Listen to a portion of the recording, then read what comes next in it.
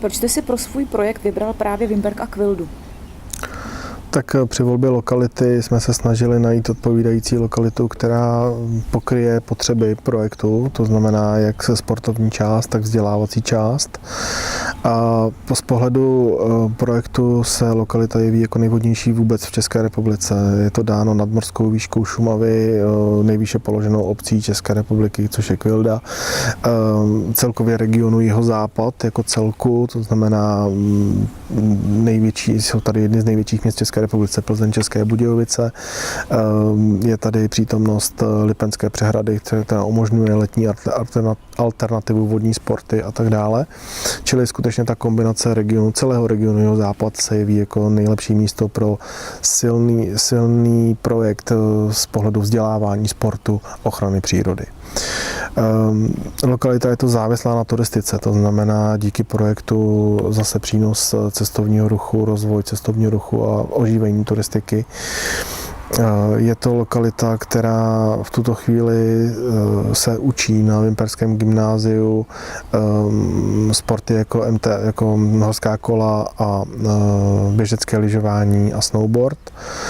To znamená, jsou to sporty, které se masově pěstují nejen v České republice, ale i v Evropě a jsou zajímavé pro širokou veřejnost obecně a zároveň se k ním dobře volí alternativní sporty, silniční kola, biatlon, alpské lyžování, golf a tak podobně. Takže i z tohoto důvodu jsme právě vybírali stávající lokalitu a díky tomu širokému portfoliu sportu nám to umožňuje i lépe nabídnout a zvolit jednotlivé sporty pro naše studenty a přivést děti zpět k tomu sportu. Čili není to o jednom specifickém sportu, ale je to o možnosti výběru, o alternativách, které mají. Jak se na vaše plány dívají na Jihočeském kraji, který je zřizovatelem gymnázia ve Vimperku?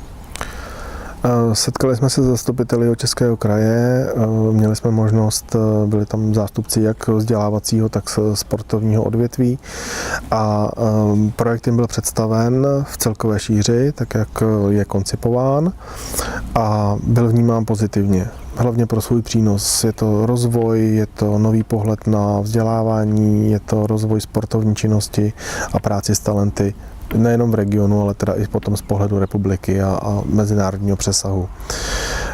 Měli několik velmi podnětných myšlenek, které jsme zapracovali do projektu a zůstaly nám otevřené body, jako jsou záruky fungování, jako je co s majetkem, který v současné době patří právě zřizovateli Vimperského gymnázia a tak dále. Čili tyhle ty body jsou otevřeny a nebylo to ani první, ani poslední jednání, které jsme společně měli. Je několik důvodů, proč vlastně se jeví jako velmi vhodné převzít současné gymnázium a pokračovat v jeho rozvoji. Jeden z nich je zachování jeho historie, skutečně historicky úspěšné gymnázium, ale bohužel není zcela naplněno tak, jak by mohlo být. To znamená, spíš jsou tam studenti pouze z regionu, nejsou tam studenti mimo. A zároveň byla ukončena jedna část školy, to střední odborná škola ekonomická právě pro malý zájem studentů. Čili i to naplnění novými studenty je jeden z benefitů, který vnímají na Jihočeském kraji jako velmi pozitivní. Samozřejmě závisí vše na dalších jednáních, jak se zástupci kraje, který je zřizovatel, tak se školou, zastupiteli i veřejností. Zda z našeho pohledu ta nejvhodnější situace převzít současné gymnázium a pokračovat v jeho rozvoji dál bude realizovaná, anebo pokud by jednání samozřejmě směřovaly tím správným pozitivním směrem, tak máme připravenou alternativní možnost zřízení nové instituce, která ale nebude s touto nijak propojena. Mm-hmm. Co vlastně ve Vimperku na Kvildě vznikne a v jakém období? V tuto chvíli je jako centrum projektu chápán Vimperk. Vimperk, který před časem měl silnou vojenskou základnu, která je teď opuštěná. V podstatě z pohledu dotací se jedná o brownfield, který nemá v tuto chvíli velké využití a toto nám umožňuje vybudovat odpovídající kampus a zázemí pro střední i navazující školy.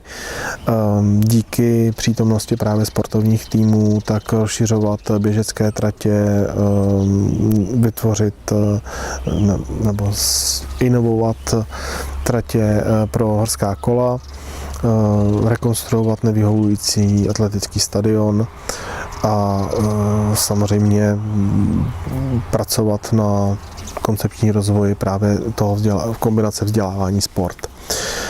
Kvildu vnímáme jako nedílnou součást našeho projektu, velmi důležitou, která funguje jako odloučené pracoviště celého projektu, kde na Kvildě bude umístěna lehkoatletická dráha, která v létě slouží pro využití z pohledu atletiky a fotbalu, v zimě právě jako běžecký stadion. A samozřejmě tam bude i další zázemí jako multifunkční hala nebo wellness centrum, které bude sloužit primárně právě pro potřeby IMSA instituce, ale bude otevřeno, stejně jako další sportoviště, bude otevřeno i pro veřejnost bezbariérově, bez plotů, pouze s nějakým dohledem správce nebo něco takového. Takže se nejedná o sportoviště pro vyvolené, ale skutečně je to otevřeno i veřejnosti jako takové. Časový horizont toho projektu byl původně naplánován na podzim roku 2016. V tuto chvíli právě po poznání situace okolo financování a dotací a tak dál jsme projekt rozdělili do několika etap a ty jsou, řekněme, od projektování až po realizaci rozděleny mezi roky 2014 až 2017-18 dle vývoje. A jak je projekt začleněn do územního plánu obcí? Tak projekt je začleněn tak, aby odpovídal stávajícím územním plánům obcí a hlavně cílům, které obce sami mají pro svůj další rozvoj. Na Kvildě se pohybujeme v oblasti národního parku a stávající územní plán je nutno velmi dobře respektovat a projekt přizpůsobit tak, aby se začlenil do toho, co obec sama i projekt vyžaduje. To se povedlo, myslíme si, že se to povedlo a budeme to dále komunikovat s odpovědnými místy.